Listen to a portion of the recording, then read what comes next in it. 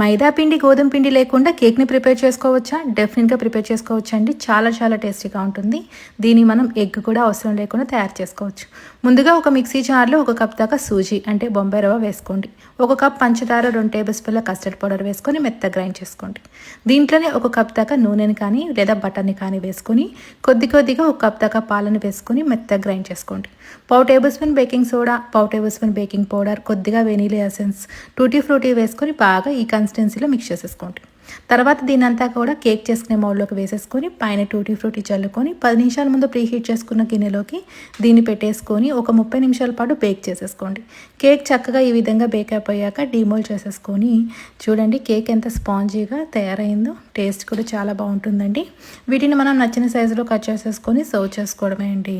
ఇంకెందుకు ఆలస్యం, మీరు కూడా సింపుల్ వేలో ఈ కేక్ని ప్రిపేర్ చేసుకొని ఎలా వచ్చిందనేది కామెంట్ రూపాన్ని తెలియచేయండి. నచ్చితే ఒక లైక్ చేయండి.